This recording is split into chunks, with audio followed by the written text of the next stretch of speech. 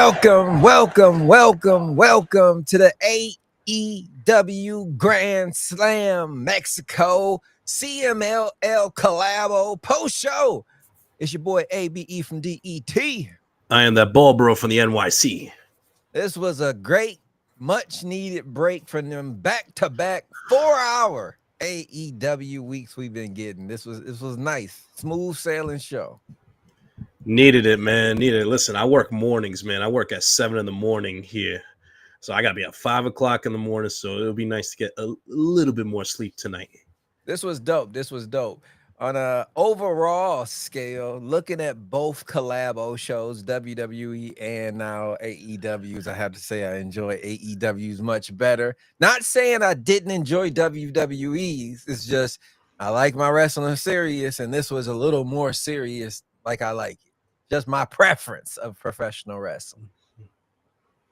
Man, listen, like I said, I'm not saying this to knock the Worlds collab with AAA and with WWE, but listen, from the get-go, from the intro to just the feel, the vibe, the crowd, the energy, the entire night, it was a 10 out of 10. They knocked it out of the park. I mean, I feel like everyone from the CMLL roster who participated tonight, they all felt like a big deal. They didn't feel like they were tag-alongs or like sidekicks to the AEW stars. No, they felt like they fit in. They were stars tonight. They showed up, they showed out, and that just created a great atmosphere for the crowd.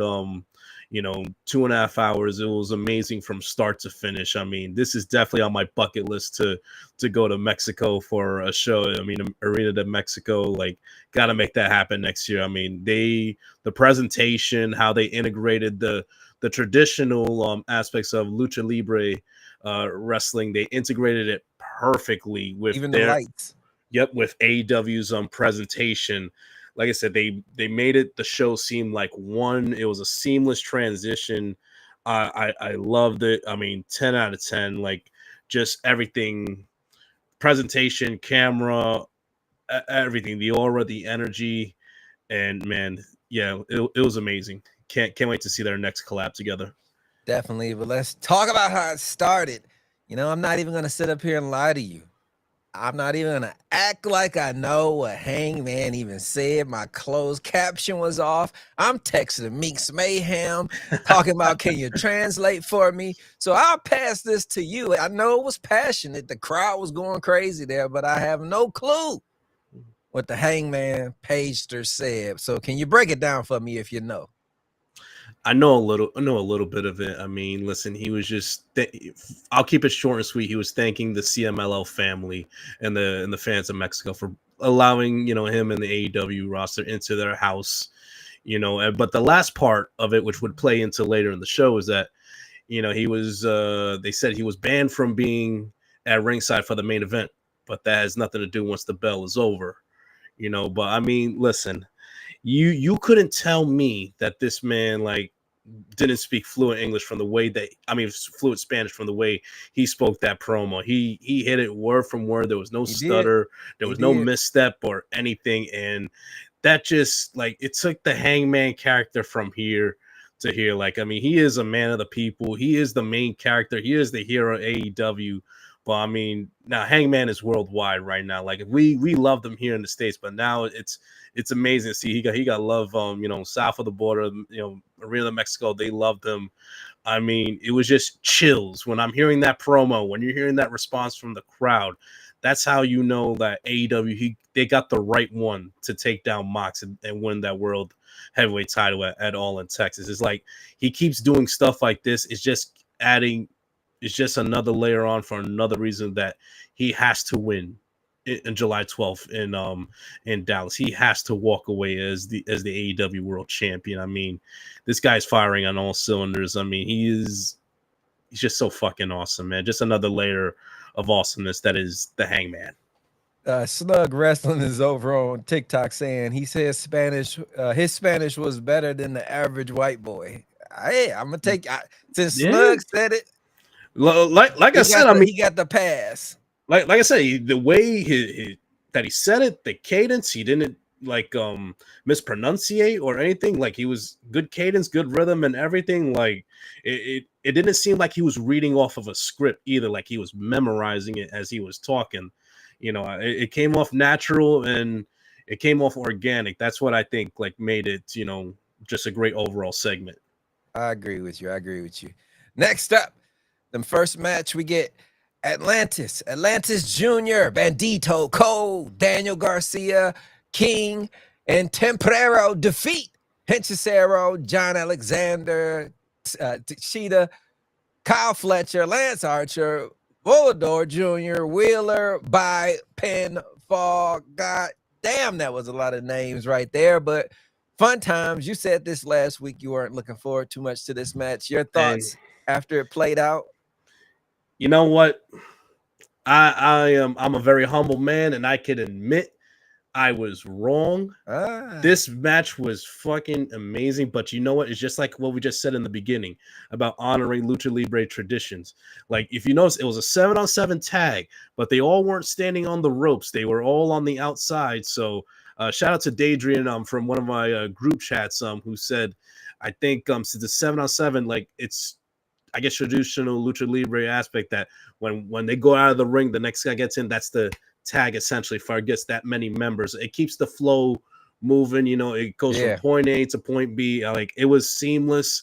I mean, the action was consistent. It was back and forth. There were no breaks. It was like like Jacob Fatu says, it was all gas and no brakes. But you know what? Interesting thing to keep an eye on during this match. Atlantis and Atlantis Jr. were getting booed. I was just about to say that. Was it just me? So I asked on Twitter, I was like, why are they getting booed? And what the hell? I forget. I think his name was Replay X something. He explained it. Supposedly, I think they look at Atlantis Jr. as a Nepo baby. And that he gets a lot of opportunities because of his father. So in a way, like he's kind of getting, they kind of think like he's getting like the Roman Reigns, like big dog rub, or like a Charlotte Flair type rub. Like he's a Nepo baby in a sense. Like he's getting the opportunities because of his name and his family. That's what I read on Twitter. Could be wrong. Someone please correct me out there. But actually, that was crazy, man. So actually, it's 2 nights in a row. I watched the show last night on YouTube, and obviously tonight, like it was back-to-back nights. Like, so if that is true, it's probably because of his nepotism, because of his father. But besides that, listen, first of all, let's go back to the entrance. Bandito with that maybe has the outfit of the year. That fit was tight. That was amazing. Like, I know it was only 2 minutes, but the action between him and Takeshita was amazing. We need a one-on-one match already. Like, these guys have just been having little spots the past few weeks. I mean, these two, these two are dope. But Brody King breaking out a damn Hurricane Rana in the middle of the match. You broke out a damn Hurricane Rana. And you know what? Listen, I don't give a fuck who doesn't like this or not. That's your fucking problem. Brody King coming out, his entrance, the Abolish Ice t-shirt, sir. Good shit, my man. Listen, I live here in New York City. I see this shit going on, hearing about that on a daily fucking basis here in the city. Nah, fuck Brody King. You're the real one. Mucho respect, man. But listen, great. It was great action from start to finish. I loved it, and it was a great tone setter for tonight. Definitely was, man. Yeah, I enjoyed this match. Thank you for the breakdown of what was going on with them. I tried, man. It was 14. Dude, they added 2 extra people onto the match. Exactly. Fucking madman. Crazy. Next up, we got a 1-on-1 match. Okada defeats Briscoe. Entertaining match. Beat the hell out of him afterwards. Everybody thought Kenny was going to come down to make the save, but he's still recovering from that ruptured inside stomach, whatever he got going on that caused that blood volcano after that elbow last week from Okada. But your thoughts on Okada, Don Callis teaming up, and Mark Briscoe taking the L? Great match from start to finish. I mean, listen, like I said, Briscoe in the ring, whoever it is, you're going to get a good match regardless. And you know what? I don't know about you. I've noticed, like, seems like the past couple months, Okada, I think he's finally shaping into form. Like he's he's locked in. You see like different chat rooms or logs on like Twitter or whatever. They always like, yo, Okada, can you lock in? Can we get going? And he's locked in. He's firing on all cylinders. Like this is the best I think we've seen in Okada in his year plus in AEW now. But him and Briscoe got great chemistry, and goddamn, even at Okada's age right now, like he still has the best drop kick in the business. Like Briscoe sitting on the top rope and Okada from standing position hits the drop kick right in Briscoe's chest.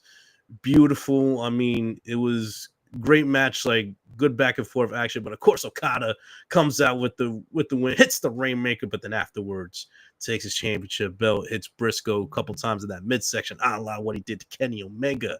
I was kind of hoping, I was looking around, is the One-Winged Angel coming up? Nah, like you said, after that incident last week, I don't think we see him for a couple of weeks. But great action, like I said, it just kept the momentum moving forward for an awesome night of action.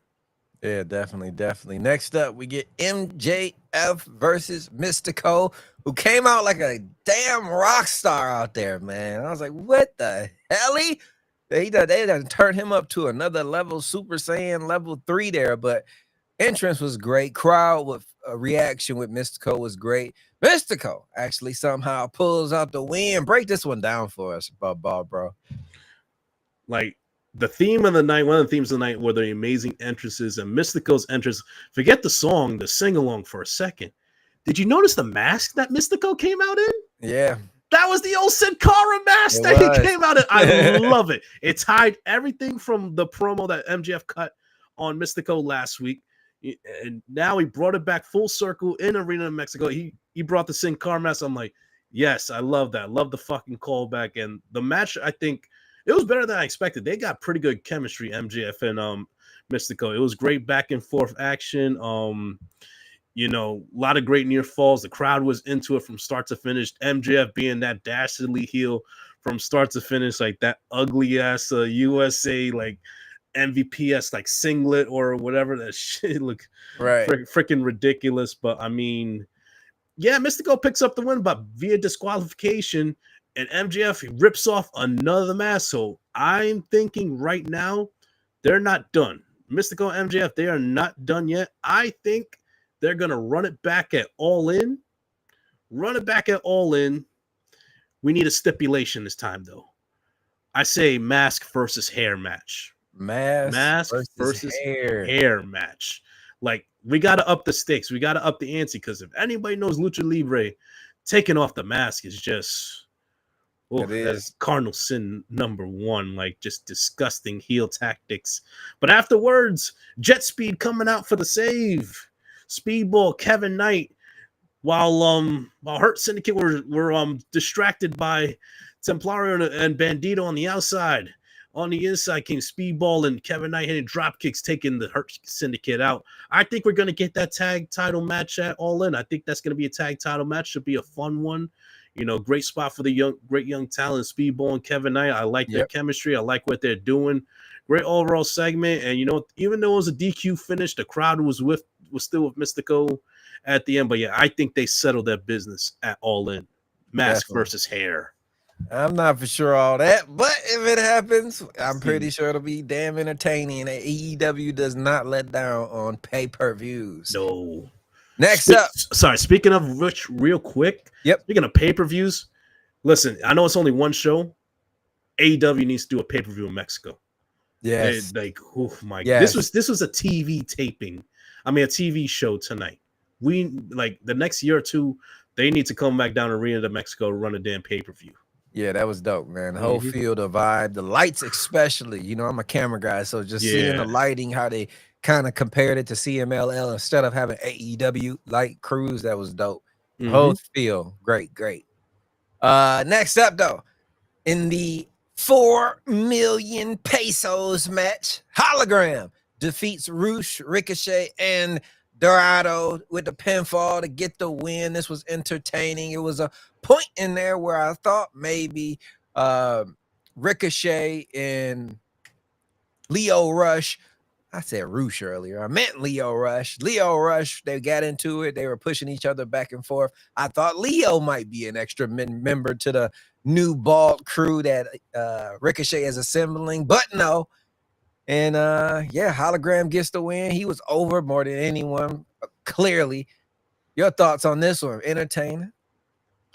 Oh, I mean, this match, it exceeded my expectations. I knew it was going to be a good match, but I mean, you have these four guys in the ring. Well, first, before I even talk about the damn match, Leo, what the hell was that mask that you came out? Man, listen. I thought that was ladies' underwear when that was the damn theme on Twitter. I lost count on how many tweets I saw. Like, yo, you got like black woman's underwear on your face, dog. I'm like, what the freak? Yeah, man, you sick freak. Nah, Leo, still love you. Thanks for the recognition last week, but still, man, what was that? Yeah. Nah, I still got beef with Leo because what the hell you messing with Ricochet's head, man? During the match, you don't fucking that was disrespectful. Yeah, man. Leave that man alone. Leave that man alone, man. Leave him alone. But go back to the action though. Like, dude, these four guys were they were just the perfect mix of like amazing talent to pull off this great fatal 4-way. I love that they kept teasing the one-on-one action between Hologram and Dorada, and we weren't getting it. You had Rush and Ricochet playing perfect like heel diversion tactics, keep pulling them away. That's what you do. The crowd wants it, you don't give it to them, immediately make them work for it. And they got a little bit towards the end, like few good minutes. I mean, those two are two of the best luchadors in the world. I mean, two of the best wrestlers in the world. So it was fun for what it was. But Hologram, like that portal bomb looks devastating. I swear he spins him so fast. Like I think he got him spinning on the back of his neck. That's how fast they are. But he gets the pin 1, 2, 3. But man, listen, if you haven't seen guys like Mascara Dorada, like I've seen him 2 nights in a row. If you didn't see, like, Abe, I'll include you this. If you didn't see the show last night between AEW CMLL, like the main event was Bandito versus Mascara Dorada, do yourself a favor and try to find a way to watch that match. Like that's one of the matches of the year right there. Like, I mean, two of the best luchadors in the world, Dorada and Bandito. But yeah, like Hologram, throw him in that mix as well. Just like I said, just keeping up the tonight was a mostly just wrestling show.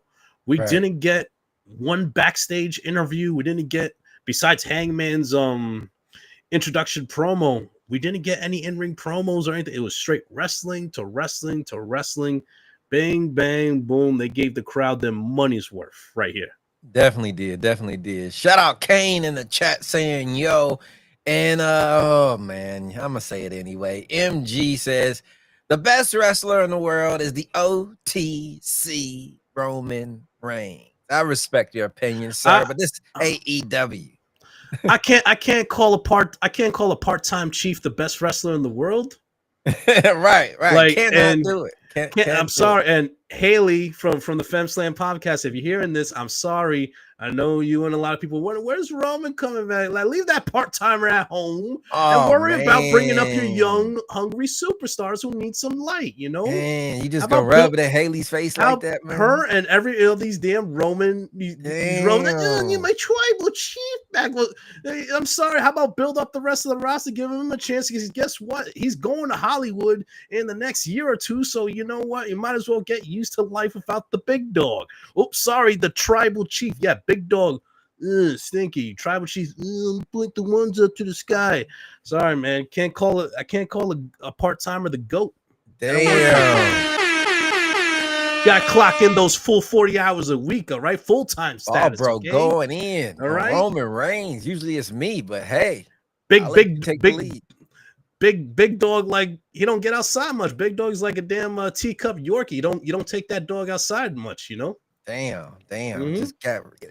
Damn. Roman Reigns just caught a stray on an AEW post show. Bring it on. Let's go. Let's go. Next up. We called it last week. We said it was possibly low-hanging fruit and they shouldn't do it. But Mercedes Moné is the new women's CMLL champion. Afterwards, Toni Storm comes down to the ring behind her. They have scrap it out. This is going to be a hell of a match. She'll have a lot of titles to carry if she adds that AEW women's title to her collection. Your thoughts on this match and her winning the CMLL women's title? This match, like, it was rough, like in a sense that some of the moves hit here like look like they fucking hurt. I mean, Zooxies does not. She lays it in like, was she's punching or slamming Mercedes or jumping out of the ring, like they were thumping out there. They were hitting, they were swinging for the fences. But I mean, listen, at the end of the day, Mercedes wins again. I know the complaints, oh, she has another belt. Well, you know what? Guess what? It just means whoever beats her will be a made woman in this business. Yep. Keeps racking up title after title after title. It just continues a legendary run for her. Like, whether you like her or not, it is what it is. I mean, she is setting a path that no other woman in the history of professional wrestling has ever set upon before. She is literally one of one. Okay, I mean, she is now. I saw someone put that she is the first woman, I think, to wrestle at Madison Square Garden, in the Tokyo Dome, at Wembley Stadium, and now Arena de Mexico. She is made for the big stage. She is big time. She is big money. Mercedes Moné, that is. And I mean, damn. And now she not only bagged her 6th title tonight, I think she bagged herself a damn lawyer. Apparently, according to rumors, a damn man who's half beast, half man, half lawyer. Right. Yeah. right. And man, let's see if the rumor. I thought it was her and Swerve, but I guess not. Listen, she bagged the half man, half beast, half lawyer. Yeah, that math adds up. Hey, shout out my boy Beast Mortals. My man Beast Mortals is winning in more ways than one. Let's go. Definitely. Shout out a couple comments. I'll allow it. John Doe is in the comments saying, I like Randy Orton the most. Ain't nothing wrong with the Viper. Yeah, the Viper, all right. And then we got over on Instagram, Snug Wrestling is saying Goldberg versus Gunther equals match of the year. Snug Wrestling, you're on crack. Sorry, bro. All right, no.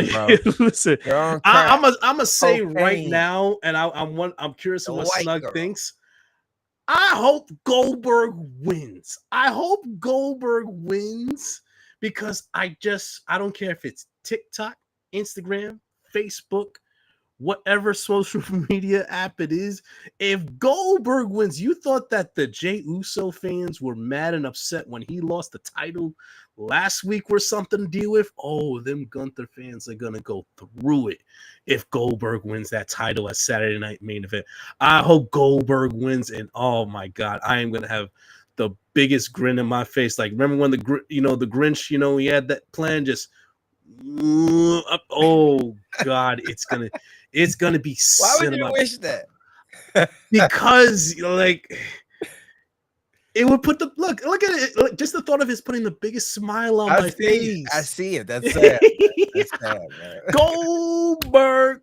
Oh, please. Oh man, that's gonna squash Gunther in 2 minutes. Somebody said he blew out both of his knees and tore his hamstring just coming to the ring, cutting that promo, and now he's out. I don't know how true that is. Well, I mean, listen, no jokes aside. I remember after the promo segment, like when Gunther's walking out of the ring, like on the steps, when Goldberg's trying to climb the apron on the buckle, he was struggling a bit. Yeah. Like, I'm like, yo, is this man gonna be okay? Man, it might be over before it even starts. Jey Uso up to bat. Let's run it back. Yeet. Next up, though, main event. AEW Grand Slam Mexico to into an incredible show. We get the Beast Mortis, who we were just talking about, Mercedes Moné's new honey bunny. Next, Jon Moxley, Young Bucks, Wheeler Yuta defeat Hobbs, Joe, Ospreay, Shibata, and Swerve. This was entertaining. This was good. All the stories came together here in the main event, but the heels get the win. Incredible ending to an incredible show. Your thoughts on the main event? I mean, great main event. I mean, what a way to cap off the night. And I think this was Ospreay's first time in Mexico. And man, did the crowd love him. Like, this man's a superstar wherever he is, whether it's in the States, in England, back home in England, or south of the border in Arena de Mexico. It was amazing. I mean, all the faces, they had just great reactions from the crowd. I mean, Samoa Joe, even at this point of his career, when he gets that tag, like, he just the fans are with him with 100%. He's one of the most respected guys like in any locker room. But I mean, great action back and forth. I mean, it was just more of the numbers game, in the favor of for Mox and his crew. But you know what, Hangman at the end of the day, Right, the Spanish cowboy himself. Oh yeah, man, Senor Hangman, vámonos! Right, here we go, baby. Oh man, like cannot wait for fucking Dallas. But yeah, him and Moxley squaring off, misses the buckshot lariat, hits Nick Jackson. It's Jackson, and now you're setting up that tension right there. Because I think even Hangman, even though he told them off last week, he's still got a soft spot for the Bucks. I don't think he wants to like hurt them or get too much a rift between them. So it's playing into that role now. Now you're kind of forcing the Bucks like maybe to think twice about helping Hangman. Maybe they go the opposite way, but we'll see. They're just adding another layer onto the story, so it's just something to keep an eye on going forward. That's gonna play into factor later on. Him hitting the Bucks with the lariat. I'm telling you, those bastards cost Swerve his title. They may do the same shit for the Hangman. I can see it. It's gonna be some pissed off people in Texas. Man, it's gonna be insane. Like I said, adds another layer to the story. It gives you something else to think about. Right. Maybe in the closing seconds of that match, something to keep your eye out for. Shout out Isaac Foster LP. Hello from German. Hello from Bald Bros in New York. I'm here in Detroit. Yes, sir. What's going on? What up, though? But yeah, we here. AEW Grand Slam, Mexico on a scale of 1 to 10. What are you giving it tonight, Bald Bro? 10. 10 out of 10. Victory, Ty Dillinger, 10. Flawless victory, Ty Dillinger, perfect 10. Damn. You know what? And it wasn't even just so much the in-ring action was great as usual. Like I said, they knocked it out of the park with the presentation and just the integration of the CMLL, the Lucha Libre style of wrestling, and integrating it with AEW television. I think, and like I said, all the CMLL wrestlers who appeared tonight, they didn't seem to be like sidekicks or just a part of the show. They felt like equals, or they felt like superstars themselves. I mean, it was great, from the 7-man tag, from one-on-one Mystico and MJF to Mordos at the end, getting some shine.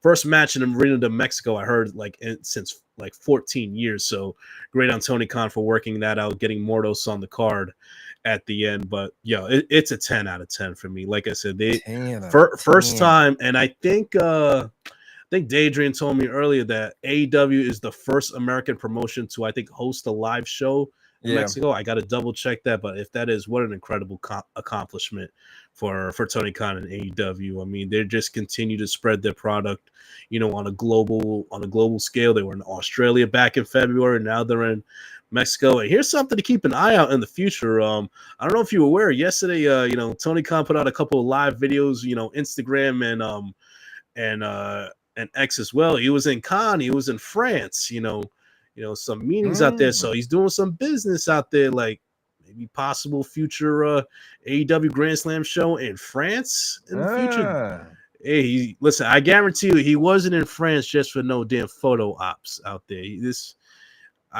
had the biggest smile from ear to ear. Make sure he wore that AEW cap during all his live sessions.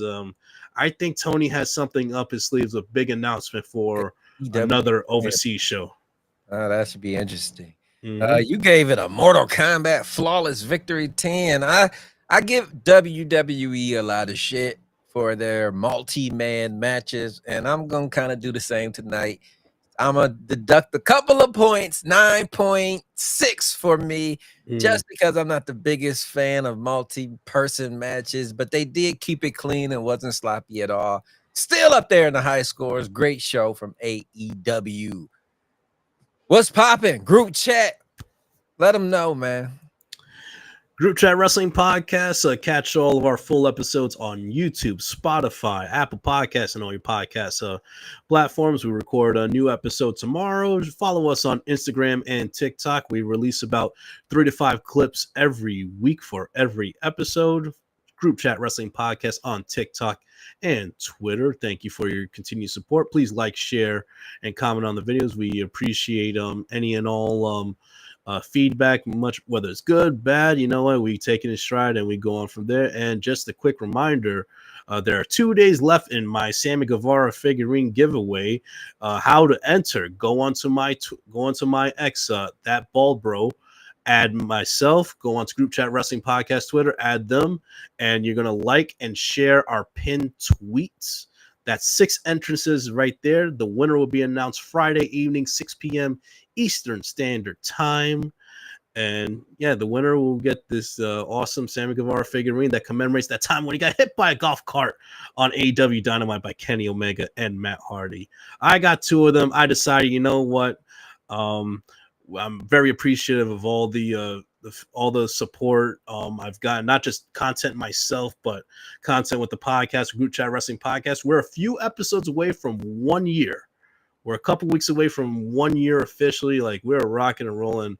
I love this, man. It kind of to go on a little just personal tangent. Like, professional wrestling has given me so much passion and joy the past few years. I needed it so badly in the sense that a lot of things haven't been going great for me. I can be honest, this year, the past 6 months, you know, maybe a little bit longer than that, just a lot of, you know, personal stuff. And I can always turn to professional wrestling, that it's there to kind of, at least for a couple of hours, maybe 2, 3, 4 hours, I can turn my brain off and I can get lost in the characters, get lost in the amazing matches, the amazing action, and everything like that. And that's what, you know, professional wrestling is the greatest variety show that you will ever see. I mean, it truly is. And you know what? I'm so grateful for, you know, the past 3 to 4 years doing content. I've met some amazing I've made some amazing new friends, some amazing new acquaintances. I mean,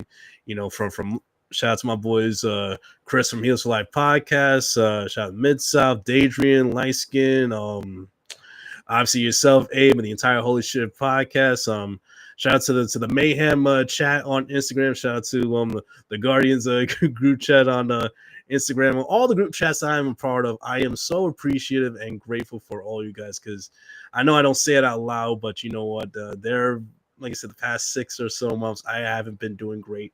And you know, I have my good days, I have my bad days. Some days I feel like I'm going Super Saiyan, I'm on top of the world. Other days I feel like I'm Little Mac when he gets knocked out. Remember the old Punch Out games? Like, I'm just trying to, you know, stay on my feet some days. You know what? But I take it one day at a time, one step at a time. And yeah, man, I just want to say thank you to everyone who's watching right now. Thank you to everyone who supports my content, you know, on TikTok and everything else. I'm at that Ball Bro, and thank you to everyone who watches, listens, and supports the Group Chat Wrestling Podcast.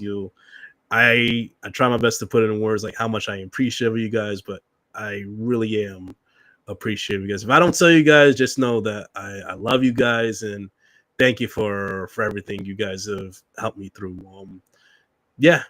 Sorry for the little tangent right there, but you know, I gotta. No problem, brother. Yeah. And for everything you're going through, for what it brings to you, a little bit of joy in your life. Round of applause for professional wrestling. The greatest sport on the planet, ladies and gentlemen. There'll never be another. We talk a lot of shit about it. Who?